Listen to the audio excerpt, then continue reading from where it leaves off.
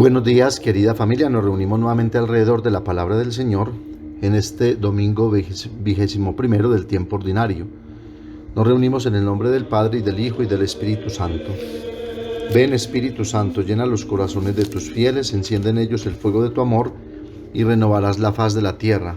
Espíritu Santo, ilumínanos y santifícanos. María, Madre de la Iglesia, ruega por nosotros. La primera lectura está tomada del libro de Josué, capítulo 24, versículos 1 al 2a, 15 al 17, 18b. Salmo 33. La segunda lectura está tomada de la carta del apóstol San Pablo a los Efesios, capítulo 5, versículos 21 al 32.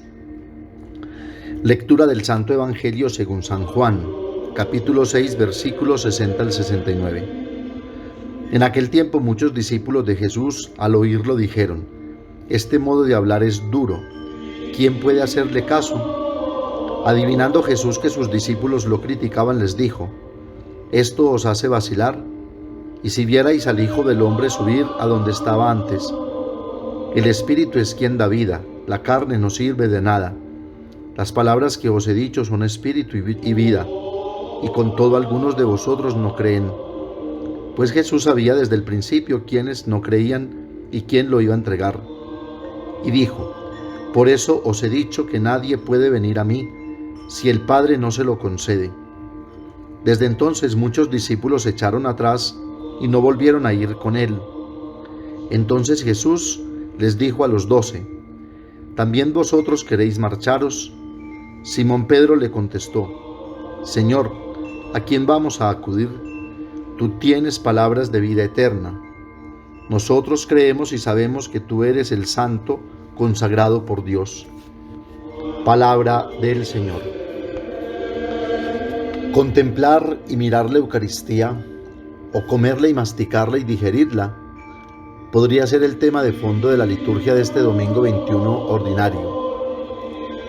Comienza el Evangelio de hoy, que es la conclusión del discurso del pan de vida que venimos leyendo y meditando durante estos 5 domingos y que interrumpimos el domingo pasado por la solemnidad de la Asunción de la Santísima Virgen María, diciendo que muchos discípulos de Jesús al oírlo dijeron: este modo de hablar es duro, ¿quién puede hacerle caso?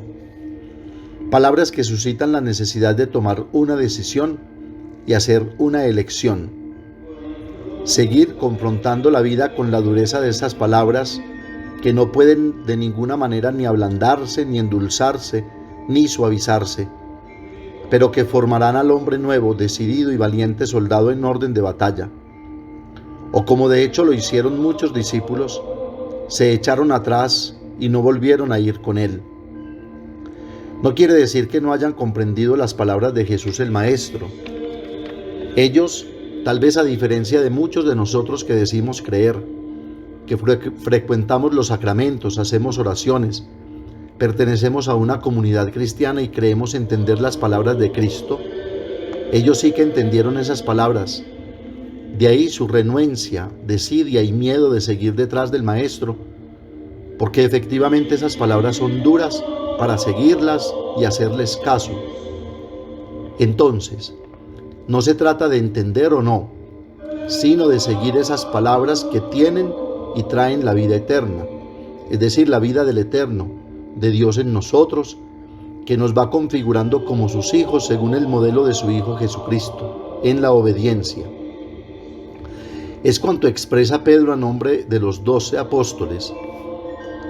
A este punto vale la pena traer esta frase de San Anselmo, que había perdido sus noches tratando de sacar adelante la prueba ontológica de la existencia de Dios. No pretendo entender para creer, sino que creo para entender. O aquella expresión bellísima de San Agustín: si no has entendido, cree. La inteligencia es el fruto de la fe. Ni intentes pues entender para creer, sino cree para entender, porque si no creéis, no entenderéis. Pero ¿en qué consistía precisamente la dureza de las palabras de Jesús? En el Evangelio del domingo pasado, que no leíamos por dar paso a la solemnidad de la Asunción de la Santísima Virgen María, Jesús, hablando ya explícitamente de la Eucaristía como su cuerpo y su sangre para comer, no ya como pan, la palabra de vida eterna, sino como carne para comer, decía: os aseguro que si no coméis la carne del Hijo del Hombre y no bebéis su sangre, no tenéis vida en vosotros. El que come mi carne y bebe mi sangre tiene vida eterna, y yo lo resucitaré en el último día. ¿Qué significa entonces la dureza de estas palabras que hacen echar atrás a muchos discípulos? Precisamente la palabra comer, que en griego significa masticar, devorar, que es el proceso biológico de la digestión de los alimentos, el efecto que debe producir una buena y sana digestión, la asimilación de esos alimentos por el cuerpo y el provecho o el fruto que produce en el mismo. Por eso se dice que uno es lo que come. En el discurso del pan de la vida vimos muchas incomprensiones y malos entendidos respecto a la comprensión de la persona de Jesús. Quisieron hacerlo rey, pensaron encontrar la persona que le solucionaría todos sus problemas, especialmente el problema del hambre y de la enfermedad. Acudieron a él con falsas ilusiones, creyendo encontrar lo que nunca Jesús había prometido y lo que nunca podría hacer la vida más tranquila, llevadera y sin problema alguno. Y es precisamente esto lo que los hace echar atrás, porque entendieron efectivamente que se habían ilusionado inútilmente, y seguir a Jesús implicaría no solamente bajarse de la nube y de las falsas pretensiones de una vida sin problemas e inquietudes, sino sobre todo entendieron que seguir a Jesús implicaría un cambio radical y definitivo de mentalidad y de manera de entender y buscar a Dios y relacionarse con los otros, con los hermanos, de no acomodarse a la mentalidad de este mundo, de seguir la propuesta de Cristo, de no servirse, sino de servir a los hermanos, de renunciar a sí mismo, de tomar la cruz cada día, de ponerse en el camino asumiendo las bienaventuranzas, amar perdonando las ofensas recibidas, orar por los enemigos, venderlo todo y darlo a los pobres, entender que todos somos discípulos, aprendices de los misterios de Dios y no conocedores de esos misterios, porque Dios siempre sorprende, que todos somos hermanos, entender que la iglesia no es la iglesia de los perfectos, como dice Alessandro Pronsato, no es la iglesia de nuestros sueños, sino la iglesia fundada por Cristo y sobre Cristo, que la iglesia revela pero también esconde a Dios, lo manifiesta pero en ciertos momentos lo oscurece, lo presenta pero a veces lo aleja. Sí, la iglesia es santa pero hecha de pecadores. Entender que sin un espíritu humilde y dispuesto a dejarse formar por Cristo, el Maestro y el Señor, solo buscaremos unos pretextos y buenos pretextos para echarnos atrás y no seguir más al Señor, o peor aún, estar ahí acomodados, tranquilos, apocados, resignados a seguir viviendo una vida mediocre, una espiritualidad pusilánime, una religiosidad fatua, vacía, llena de ritos, oraciones, formas, o más bien sin forma, sin movimiento, sin expresión, acomodada a nuestro entender o a nuestro bienestar, como nos es más cómoda. Y según este orden de ideas, Jesús instituye la Eucaristía no para ser contemplada pasivamente, eso sería intimismo, sino para ser comida, masticada, devorada y sobre todo asimilada en la vida, en la mentalidad, en el comportamiento. Por eso este lenguaje es duro, incomprensible, escandaloso para los judíos, acostumbrados a vivir de palabras y no de la palabra, de ritos y ceremonias y no de un encuentro verdadero, auténtico, transformador. Tenían el Sancta Sanctorum, el santo de los santos, pero escondido detrás de una cortina.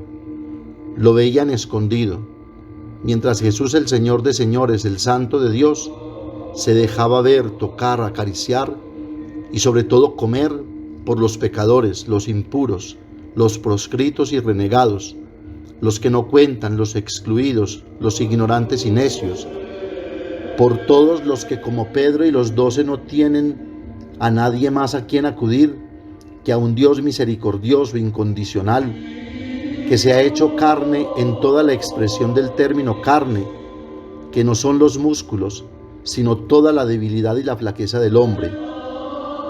Un Dios que ha asumido toda la realidad del hombre porque no quiere que nada se le pierda y vino a salvar y no a condenar, perdonando todos los pecados y reconciliando a todos los hombres sin distinción. Comprender esto es entrar en crisis, palabra que no necesariamente significa entrar en una confusión, sino como lo indica la misma etimología de la palabra crisis, que viene de krinein en griego, es decir, juzgar, discernir para tomar una decisión, como vemos en la primera lectura cuando Josué pone en crisis, es decir, confronta al pueblo de Israel para que tome una decisión, si seguir al Dios que ha hecho prodigios y ha liberado y salvado al pueblo de Israel de la esclavitud de Egipto, o seguir a los dioses de Egipto, a los dioses de los antepasados, a los dioses de los amorreos, a los dioses que cada uno se ha fabricado sin encontrar nunca una respuesta ni una acción o palabra de vida, como si ha hecho el Dios que se ha revelado en la zarza, que ha dado el maná, que ha hecho brotar el agua, que ha abierto el mar y se ha tragado jinetes, carros y caballos. Jesús mismo pone en crisis a los 12 con los que se ha quedado solo, porque sus palabras son duras y no puede ni ablandarlas ni modificarlas. Por eso hace una pregunta fundamental dirigida hoy a cada uno de nosotros, que si no estamos en crisis, pues deberíamos empezar a estarlo. De lo contrario, ¿qué sentido tendría seguir creyendo que tenemos fe y que somos cristianos, cuando solo somos gente religiosa, acomodada, mediocre y pusilánimes? También ustedes quieren irse. Y no es que Jesús no sienta nada o sea indiferente como si no le importase quedarse solo, sino que la pregunta es más de fondo. Es para confrontar a los apóstoles y ver hasta qué punto esa fe es verdadera adhesión a Él, para asumir el riesgo, los retos, los desafíos que comporta el seguimiento de Jesús. La pregunta sería más bien o más o menos así: ¿será que también ustedes quieren marcharse? Como ya dijimos, Jesús los pone verdaderamente en crisis, porque aquí el problema no es si elegir un camino u otro, sino más bien el problema es elegir una persona, no las personas, elegir una palabra, no las palabras, elegir y seguir una fe, no una ideología, un modo nuevo de vivir, de pensar, de actuar, de comportarse, una propuesta alternativa, no vivir anquilosados a seguir simplemente normas, ritos y liturgias que son cosas buenas y necesarias, pero sin la palabra de vida eterna que es Jesús, y sin su cuerpo y su sangre masticados y digeridos, no tendremos otro camino que la perdición. Pedro nos enseña a responder: Señor, ¿a quién vamos a acudir? Tú tienes palabras de vida eterna. Nosotros creemos y sabemos que tú eres el santo consagrado por Dios. Por lo menos, aunque después haya demostrado que no había entendido, asumió el riesgo y siguió el camino que lo llevó a la verdad, que lo sacó de la ignorancia. Este es el efecto que debe producir en nosotros la Eucaristía: ayudarnos a creer para poder entender que solo el Maestro Jesús tiene palabras de vida eterna, y que aunque nos desilusione según nuestras expectativas, como a los judíos o a los discípulos, estaremos siempre seguros de que la fe no se basa en pruebas irrefutables, sino en la adhesión amorosa a la persona de Jesús. Pidamos a la Santísima Virgen María y a San José nos acompañen para tener una verdadera crisis que nos lleve a confrontarnos verdaderamente con la palabra de Jesús y a alimentarnos sinceramente comiendo el cuerpo de Cristo y bebiendo su sangre, para que tengamos la vida verdadera que nos da la palabra hecha carne. Amén. Padre nuestro que estás en el cielo, santificado sea tu nombre.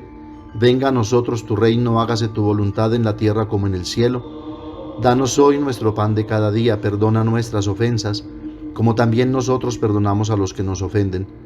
No nos dejes caer en la tentación y líbranos del mal. María, Madre de la Iglesia, ruega por nosotros. El Señor nos bendiga, nos guarde de todo mal y nos lleve a la vida eterna. Oración de acción de gracias por los 70 años de vida parroquial. Señor Jesús, pastor y obispo de nuestras almas, como comunidad parroquial de San Judas Tadeo queremos agradecerte estos primeros 70 años de vida parroquial. Han sido años de luces y sombras en los que tu mano providente y la intercesión de nuestro santo patrono no nos han abandonado. Queremos comprometernos con el anuncio del Evangelio en la experiencia de ser discípulos y misioneros tuyos, haciendo eficaz el hecho de comprender la parroquia como una comunidad de pequeñas comunidades, celebrando la fe en comunión eclesial y siendo premurosos en la caridad. Te pedimos que tu Santo Espíritu nos asista para ser testimonio creíble de tu amor en esta hora de la historia. María, modelo de la Iglesia misionera, nos ayude a ser una parroquia en salida, escuchando la palabra de Dios y poniendo en la práctica. Amén. San Judas Tadeo, ruega por nosotros.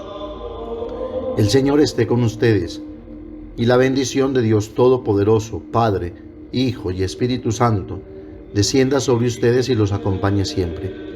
Que tengan un feliz domingo, una feliz semana, y recuerden que los padres de la parroquia los queremos mucho.